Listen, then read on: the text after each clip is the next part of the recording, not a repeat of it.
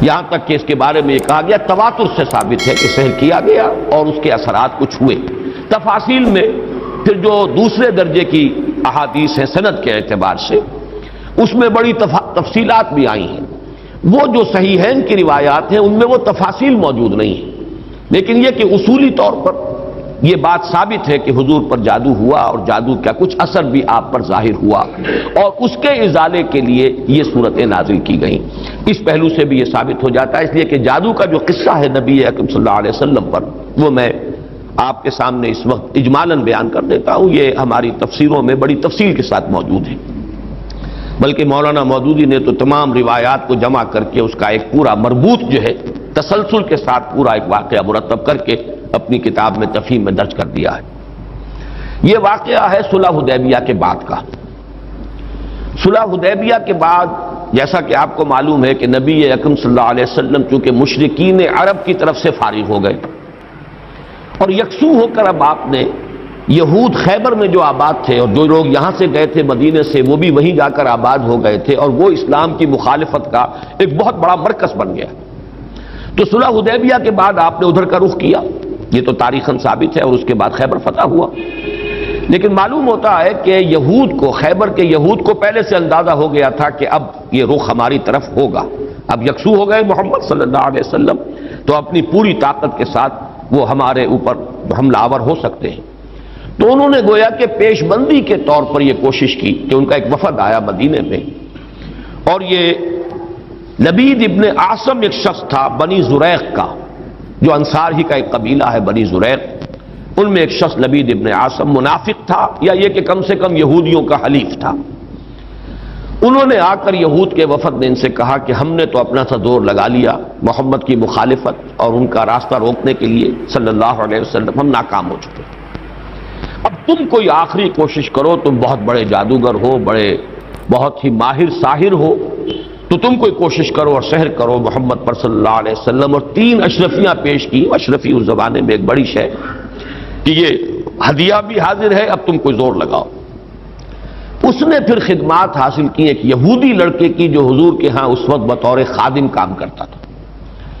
اس نے کہیں سے حضور کی کنگھی کے 2-3 دندانے جو ہیں وہ توڑے، اور اس میں آپ کے منہ مبارک بھی تھے، جیسے کنگھی کے اندر آپ کو معلوم ہے بال جو ہیں وہ کہیں اڑ جایا کرتے ہیں آخر میں، تو وہ لے کر اس کے پاس گیا، اس پر اس نے جادو کیا۔ اس کا میں بعد میں عرض کروں گا کہ یہ جادو کا یہ معاملہ جو ہے اس حوالے سے کہ یہ کیا ضرورت ہے کہ بال ہوں اور اس کے حوالے سے جادو کیا جائے، اس کی بھی آج کے اعتبار سے بعض حضرات شاید سمجھتے ہوں کہ یہ بالکل بے تکی باتیں ہیں، لیکن اب جہاں تک سائنس پہنچ چکی ہے ان تمام باتوں کی توجیہ اب بالکل سمجھ میں آنے والی ہے، اس لیے کہ یہ کسی شخص کا اس کے جسم کا ایک حصہ، بال بھی انسان کے جسم میں سے اگ رہے ہیں، اس میں بھی جو سیلز ہیں ان میں جینز ہیں، اور ہر شخص کے کچھ جینز ہیں جس کے حوالے سے اس کی شخصیت کا تشخص ہے، اس کی انفرادیت ہے، وہ ان جینز کے حوالے سے ان کے واسطے سے اس شخص کے ساتھ ربط قائم کرنا، جو بھی قوتیں ہیں یا وہ جنات کے ذریعے سے، ارواح خبیثہ جنہیں ہم کہیں گے ان کے ذریعے سے، یا کوئی اور شکلیں ہو سکتی ہیں، ریڈیشن مختلف قسم کے، آج تو سائنس جو ہے جہاں تک پہنچ چکی ہے وہ ریڈیشنز کی کتنی قسمیں ہیں اور کہاں کہاں سے وہ ریڈیشنز پہنچتی ہیں اور کیسے کیسے اثر انداز ہوتی ہیں، یہاں تک کہ بالکل ابتدائی دور جو ہے عہد اول جسے بگ بینگ کہا جاتا ہے آج کل، اس وقت کی ریڈیشنز بھی آج تک آپ خلا کے اندر جو ہے وہ تلاش کرتے ہیں اور وہ مل جاتی ہیں۔ اس پہلو سے ان چیزوں کے ذریعے سے، لیکن یہ کہ شخص معین تک اس بات کو پہنچانے کے لیے غالباً اس کے وجود کا کوئی حصہ، اور ظاہر بات ہے کہ ہر شخص کے بال اس کے وجود کا ایک جز ہے، اسی میں سے وہ برآمد ہوئے۔ بہرحال اس پر وہ جادو کیا گیا، اور وہ کوئی تانت یا کوئی شے تھی جس میں گرہیں لگائی گئیں، 11 گرہیں اس میں تھیں، پتلا سا بنایا گیا اور پتلے میں پھر وہ سوئیاں چبوئی گئیں، اور پھر ایک کنویں میں زروان یا زو اروان یا زی اروان اس کنویں کا نام تھا، وہاں جا کر کسی پتھر کے نیچے، اس کے تہ میں پتھر کے نیچے وہ دبا دیا گیا، اس کے اثرات حضور پر ظاہر۔ یہ ہے وہ کہ واقعہ، اور اس کے بعد اس میں تفصیل سے کہ کتنا عرصہ ہوا، کیا کیا اثرات ظاہر ہوئے۔ ایک بات جو ہے تیقن کے ساتھ ثابت ہے کہ حضور کی کچھ کیفیت ایسی ہو گئی تھی جیسے جسم کچھ جکڑا سا گیا ہو، بند سا گیا ہو، ایک نشاط کی کیفیت ہوتی ہے، طبیعت کھلی ہوئی، اور ایک جیسے کہ طبیعت کے اندر کچھ بندش سی ہے،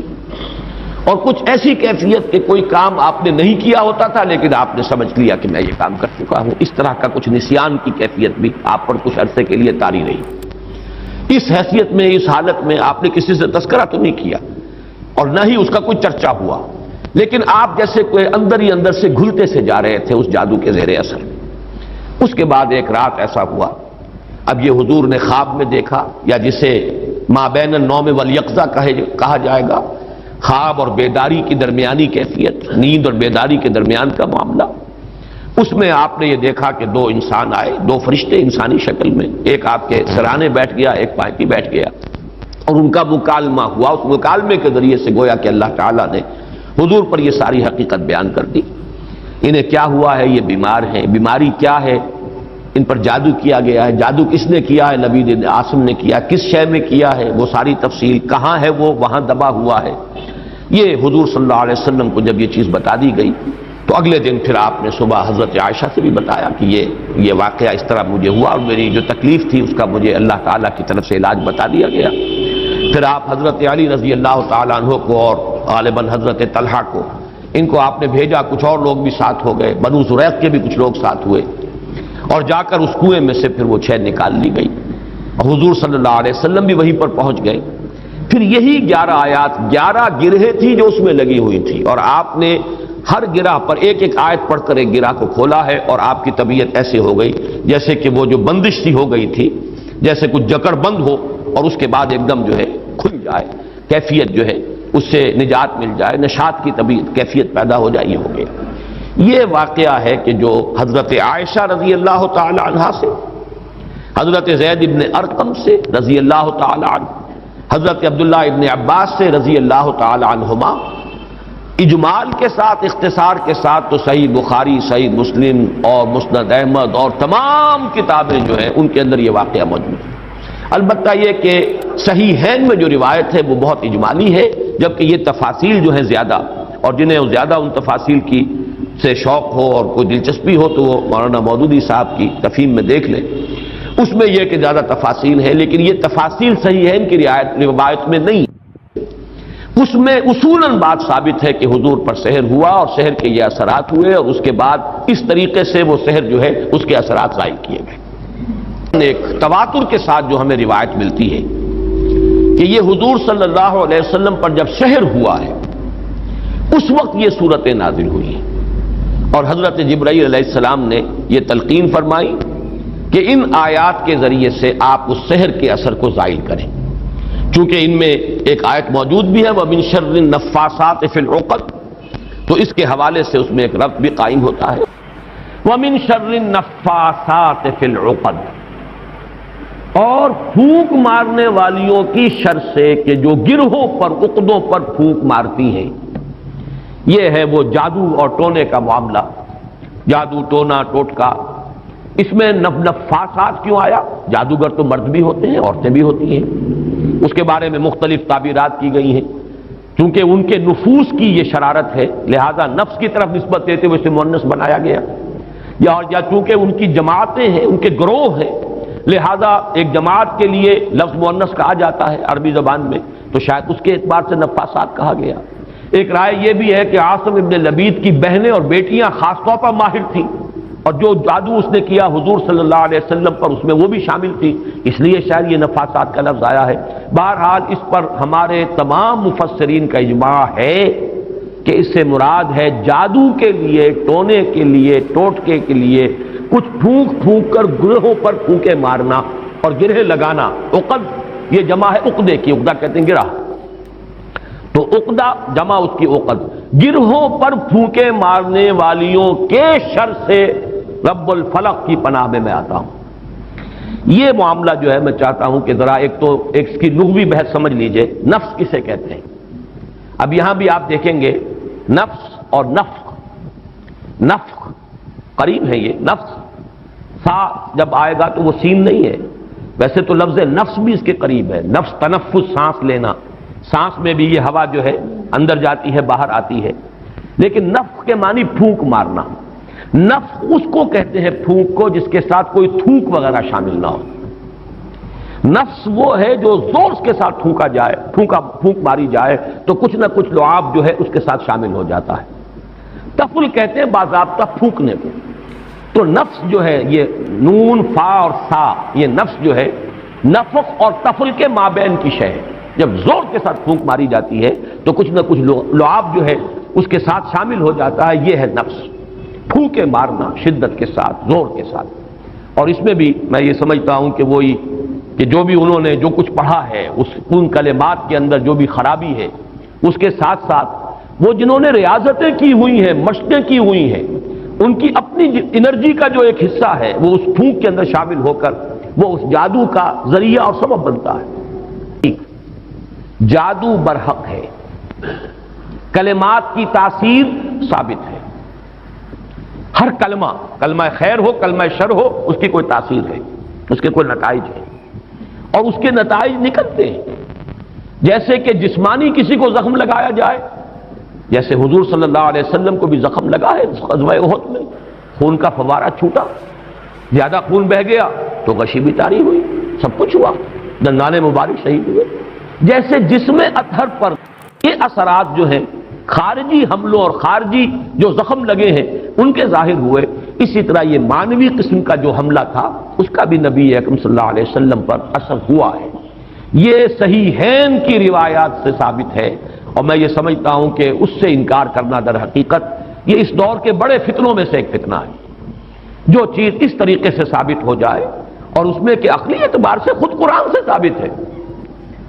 اس لیے کہ حضرت موسیٰ علیہ السلام پر بھی جادوگروں کے جادو کا اثر ہوا، قرآن میں ثابت ہے.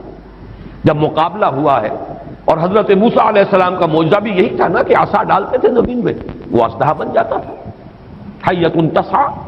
سانپ ہے ہلنے والا، چل رہا ہے. اور وہی کچھ انہوں نے کر کے دکھا دیا عارضی طور پر. جادوگر آئے، انہوں نے اپنی چھڑیاں اور اپنی رسیاں پھینکی اور وہ بھی نظر آئے، سب کو نظر آئے کہ جیسے سانپ ہے چل رہے. جیسے سب کو نظر آئی حضرت موسیٰ کو بھی نظر آئی. جیسے نظر بندی آپ کہتے ہیں، نظر بندی سب کی ہوئی تو حضرت موسیٰ کی بھی ہو گئی. عصمت انبیاء سے یہ کوئی شے بعید نہیں ہے، معلوم ہوا کہ قرآن سے ثبوت مل رہا ہے. اور جیسے حضرت موسیٰ علیہ السلام کے بارے میں تو یہاں تک ہے فَأَوْجَسَ فِي نَفْسِهِ خِیفَةً موسیٰ، ایک خوف پیدا ہوا اندر. اور خوف جو ہے بالکل سمجھ میں آتا ہے، معقول بات ہے، منطقی بات ہے کہ فوراً یہ اثر ہوا ہوگا کہ یہ تو وہی کچھ انہوں نے کر کے دکھا دیا جو اللہ تعالیٰ نے مجھے عطا فرمایا تھا معجزہ. دیکھنے والوں کو تو وہی کچھ نظر آ گیا. فرق کیا ہوا؟ ڈگری کا فرق رہ جائے گا شاید. لیکن یہ کہ جب اللہ تعالیٰ نے فرمایا ہے موسیٰ لا تخف انک انت الاعلی، گھبراؤ نہیں، تم ہی جیتو گے، تم ہی سربلند رہو گے، گھبراؤ نہیں، خوف محسوس نہ کرو، ذرا جو تمہارے ہاتھ میں اسے ڈالو تو صحیح. الق ما فی یدک، الق عصاک، پھینکو. اور اب اس اژدہا نے جو حضرت موسیٰ کے عصا سے بنا ہڑپ کر لیا ان تمام سانپوں کو جو نظر آ رہے تھے. اور معلوم ہوا کہ یہ جادو تھا اور یہ جادو نہیں کوئی اور شے. اور یہ بھی میں نے بارہا عرض کیا ہے کہ یہ بات، یہ حقیقت بھی منکشف انہی پر ہوئی جو جادوگر تھے. دوسرے والوں کو تو دیکھنے کو یہی پتا چلا ہوگا یہ بڑا جادوگر، یہ چھوٹے جادوگر. اور کیا، بڑا جادوگر غالب آ گیا، چھوٹے جادوگر جو ہے نا ہار گئے. بڑے جادوگر کا نے جو جادو پیدا کیا اس نے ہڑپ کر لیا چھوٹے جادوگروں کے جادو کو، تو زیادہ سے زیادہ ان کے ذہن میں تو یہی بات آئے گی. لیکن جادوگر جانتے تھے یہ شے کچھ اور ہے، یہ جادو نہیں ہے. اس لیے کہ ہر ماہر فن اپنے فن کی لیمیٹیشنز کو جانتا ہے. یہ تو اسٹیفن ہاکنگ سے پوچھئے کہ فزکس کی اس وقت کیا لمٹ ہے جس سے آگے فزکس نہیں جا سکتی. یہ کسی بھی بڑے سے بڑے ماہر سے پوچھئے کہ کیا ہماری لیمیٹیشنز ہے. بہت بڑا معالج آج آپ کو بتائے گا کہ فلاں بیماری کے ضمن میں یہ ہماری لیمیٹیشن، اس سے آگے ہم نہیں جا سکتے. فرض کیجئے ایک دم کوئی اس سے 1000 گنا آگے کی کوئی بات آ جائے تو اسے معجزہ کہا جائے گا. یہ معجزہ ہے، یہ کوئی اور شے ہے. یہ انسانی علم اور سائنس کی ترقی کا معاملہ نہیں ہے. انسانی علم اور انسانی سائنسی ترقی جو ہے وہ تو قدم بہ قدم آگے بڑھتی ہے، اسٹیپ بائی اسٹیپ. اس طریقے سے چھلانگیں تو نہیں لگایا کرتے. بہرحال جب حضرت موسیٰ پر بھی وہی تاثر ہوا جو باقی لوگوں پر تھا تو قرآن سے ثابت ہے. تو حضور صلی اللہ علیہ وسلم پر بھی یہ ہوا ہے. باقی مختلف لوگوں نے مختلف طریقے سے اس کی نفی کی ہے، مذاق اڑایا ہے. اس پر یہ کہہ دیا کہ اس سے تو پھر نبی کی عصمت جو ہے وہ ختم ہو گئی. لوگ جو کہتے تھے کہ یہ جادوگر ہیں، گویا کہ ان روایات اور ان احادیث کو ہم قبول کر لیں تو جادو کا اثر ہو جانا ثابت ہو گیا. حالانکہ اس میں بھی بڑا فرق ہے. وہ کہتے تھے جادوگر کس معنی میں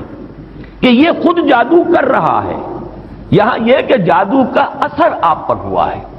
اور وہ بھی اثر اس درجے میں نہیں ہوا کہ جس سے آپ کی عصمت مجروح ہو جائے اور غیر معتبر ہو جائے، اس لیے کہ اس کا کسی اور کو تو پتہ ہی نہیں چلا، گھر والوں کو بھی اندازہ نہیں ہوا، صرف حضور نے اس کیفیت کو محسوس کیا ہے، اور وہ بھی صرف دنیاوی معاملات میں۔ کسی نماز کے بارے میں یہ نہیں آیا کہ حضور نے نہ پڑھی ہو اور آپ کو یہ گمان ہو گیا ہو کہ میں پڑھ چکا ہوں، نہیں۔ البتہ یہ کہ تعلق زن و شوق، میں اپنی فلاں اہلیہ کے ہاں ہو آیا ہوں لیکن آپ نہیں گئے، اس طرح کا کچھ معاملہ، انسانی معاملات، خالص بشری تقاضوں کے ضمن میں، بشری معمولات کے ضمن میں تو یہ اثر ہوا ہے کہ آپ نے کوئی کام نہیں کیا لیکن خیال یہ کیا کہ کر لیا ہے۔ باقی یہ کہ جو کار نبوت ہے یہ ہے محفوظیت۔ اللہ تعالیٰ نے اس جادو کے اثر سے بھی جو آپ کا فرض منصبی ہے، آپ کے نبوت و رسالت کے جو پہلو ہیں ان کو محفوظ رکھا ہے، اس زمانے میں بھی، اس دور میں بھی جبکہ آپ پر یہ جادو کا اثر تھا۔ بہرحال جادو برحق ہے، البتہ جادو کرنا کفر ہے۔ زہر میں تاثیر ہے، کسی کو زہر کھلانا یہ بہرحال جرم ہے، یہ قتل عمد ہے، زہر سے مارنا اس کی تو سزا ہو جائے گی۔ اس اعتبار سے نوٹ کر لیجئے وَمِن شَرِّ النَّفَّاثَاتِ فِي الْعُقَدِ، اور یہ بھی گویا کہ ایک شکل ہوئی من شر ما خلق کی۔ حضور صلی اللہ علیہ وسلم کچھ تلقین فرماتے تھے، اور خود آپ کا بھی ایک معمول تھا، اور یہ روایت بھی ثابت ہے بخاری سے اور مسلم سے کہ رات کے وقت آپ کا یہ معمول تھا کہ یہ دونوں صورتیں آپ پڑھتے تھے، اپنے ہاتھوں پر پھونکتے تھے، اور پھر اپنا ہاتھ، اپنا دست مبارک اپنے پورے جسم پر جہاں جہاں تک بھی ہاتھ پہنچ سکتے تھے آپ پھیر لیتے تھے۔ یہ رات کو سوتے ہوئے آپ کا معمول تھا، یہاں تک کہ مرض وفات میں جب آپ پر نقاہت بہت زیادہ طاری ہو گئی تو ایسا بھی ہوتا رہا ہے کہ حضور صلی اللہ علیہ وسلم کے ہاتھ حضرت عائشہ نے اٹھائے، حضور نے اس پر پڑھا، پھونکا، اور پھر حضرت عائشہ نے حضور کے ہاتھ جو ہیں آپ کے جسم کے اوپر پھیر دیے، بلکہ ایسا بھی ہوا کہ خود حضرت عائشہ رضی اللہ تعالیٰ عنہ نے اپنے ہاتھوں سے یہی عمل جو ہے جاری رکھا ہے۔ تو یہ بھی اصل میں نبی اکرم صلی اللہ علیہ وسلم کا جو ایک خاص تعلق ان دو صورتوں کے ساتھ ہے، اس لیے کہ روایات سے یہ معلوم ہوتا ہے کہ ان کے نزول سے پہلے قرآن مجید میں بھی مختلف جگہوں پر جو ہے وہ استعاذے کا حکم موجود ہے، تو حضور سے بھی بہت سی دعائیں منقول ہیں جن میں آپ استعاذہ کرتے تھے، پناہ طلب کرتے تھے مختلف چیزوں سے۔ اعوذ باللہ، اللہم انی اعوذ بک من العجز والکسل ومن البخل والشح، مختلف جو ہے حضور سے روایات ثابت ہیں۔ ونعوذ باللہ من شرور انفسنا ومن سیئات اعمالنا، اب یہ تمام چیزیں جو حضور سے ثابت ہیں، لیکن جب یہ صورتیں نازل ہو گئی تو اس کے بعد حضور صلی اللہ علیہ وسلم نے گویا کہ تعوذ جو ہے اپنا اس کو خاص کر لیا ان دو صورتوں کے ساتھ، گویا کہ جامع ترین کلمات جب اللہ تعالیٰ کی طرف سے عطا ہو گئے محمد الرسول اللہ صلی اللہ علیہ وسلم کو، پھر تو اور جو آپ نے خود اپنے خیال سے، اپنے فکر سے، اپنی سوچ کے مطابق جو کچھ اور تعوذات تجویز کیے تھے، گویا کہ ان پر ترجیح دیتے ہوئے اب معمول بنا لیا تعوذ کا انہی دو صورتوں